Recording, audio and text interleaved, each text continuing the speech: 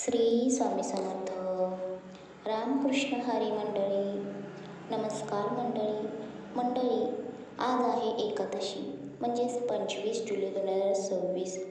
तर आज एकादशी आहे. तर तुम्हाला हे माहिती आहे का, एकादशीचा जन्म कसा झाला? आषाढी एकादशीचे व्रत का करतात? तर भगवान विष्णूंचे ते अद्भुत वरदान, ही पौराणिक कथा कमी लोकांनाच माहीत आहे. तर मंडळी, 25 जुलै म्हणजे आज एकादशी साजरी केली जाणार आहे. तुम्हाला हे माहिती आहे का, एकादशीचा जन्म कसा झाला आहे?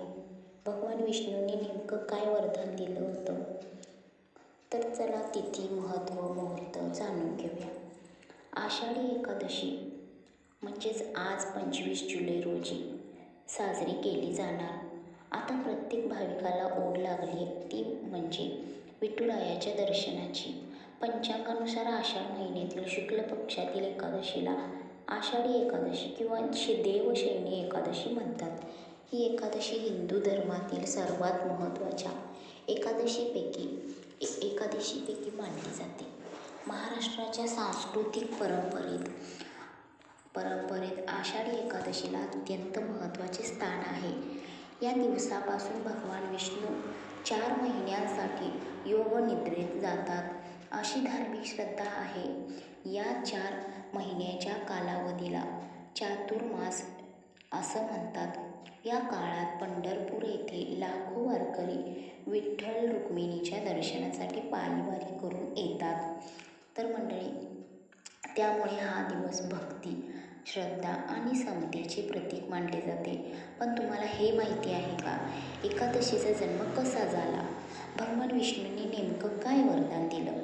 आषाढी एकादशीची तिथी, महत्त्व, मुहूर्त, तर वारी वेळापत्रक जाणून घ्या. तर मंडळी, आषाढी एकादशीचे व्रत करताना तिथी आणि पारायणाची वेळ जाणून घेणे अत्यंत महत्त्वाचे आहे. तर मंडळी, आषाढी एकादशी तिथी प्रारंभ 24 जुलै 2026 रोजी, म्हणजे एकादशीच्या आदल्या दिवशी सकाळी 9:15 वाजता एकादशी तिथी समाप्त होते. तर मंडळी, 25 जुलै म्हणजे आज रोजी सकाळी 11:30 वाजता पारायणाची वेळ. व्रताची पारण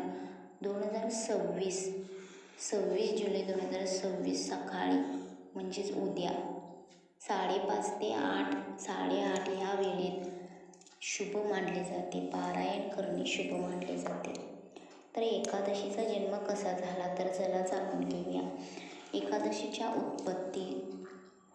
उत्पत्तीबाबत हिंदू धर्मग्रंथामध्ये अनेक कथा आढळतात. त्यापैकी भगवान विष्णू आणि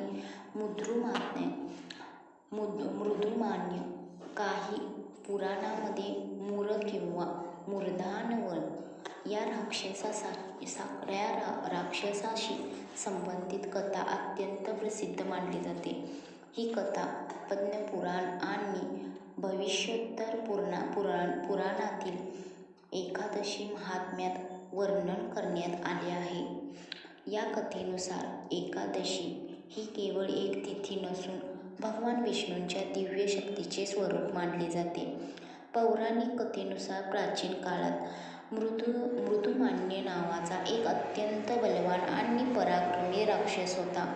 त्याने कठोर तपश्चर्या करून ब्रह्मदेवांना प्रसन्न केले होते आणि अनेक वरदानाची प्राप्ती केली. या वरदानामुळे तो अधिक शक्तिशाली बनला.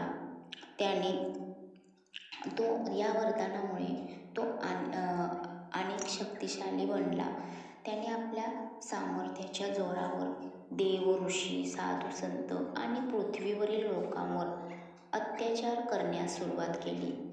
त्याच्या दहशतीमुळे स्वर्गलोकातील देवताही भयभीत झाल्या.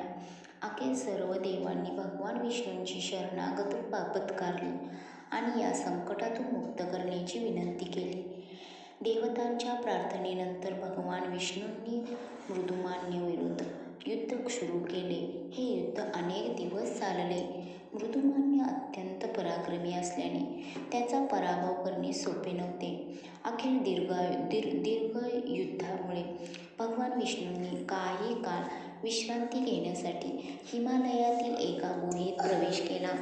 ते योगनिद्रेत असतानाच मृदुमान्य त्याचा वध करण्याच्या उद्देशाने त्या गुहेत पोहोचला. याच वेळी भगवान विष्णूंच्या दिव्य तेजातून एक अत्यंत सुंदर, तेजस्वी आणि शस्त्रसज्ज देवी प्रकट झाली. त्या देवीने मृदुमान्याला युद्धाचे आव्हान दिले. दोघांमध्ये घनघोर युद्ध झाले आणि अखेर त्या दिव्य शक्तीने मृदुमान्याचा वध केला. त्यानंतर भगवान विष्णू योगनिद्रेतून जागे झाले. त्यांनी या तेजस्वी देवीचा पराक्रम पाहून तिचे कौतुक केले आणि वरदान मागण्यास सांगितले. त्या देवीने लोकांच्या कल्याणासाठी वरदान मागितले. भगवान विष्णूंनी प्रसन्न होऊन सांगितले की ज्या दिवशी तू प्रकट झालीस ती तिथी एकादशी म्हणून ओळखली जाईल. या दिवशी जे भक्त श्रद्धेने उपवास करतील, भगवान विष्णूंचे पूजन, नामस्मरण, जप आणि दानधर्म करतील, त्यांची पापे नष्ट होतील, त्यांना पुण्यप्राप्ती होईल आणि शेवटी मोक्षाचाही मार्ग खुला होईल. तेव्हापासून प्रत्येक महिन्यातील शुक्ल आणि कृष्ण पक्षातील एकादशी तिथीला हिंदू धर्मात विशेष महत्त्व प्राप्त झाले आहे. या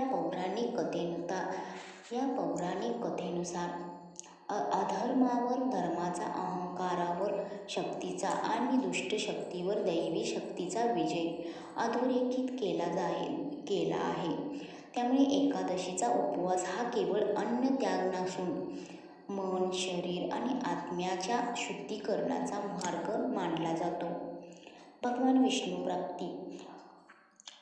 विष्णूप्रती भक्ती, संयम, सात्विक जीवन आणि आत्मसंयम यांचे महत्त्व या कथेतून स्पष्ट होते.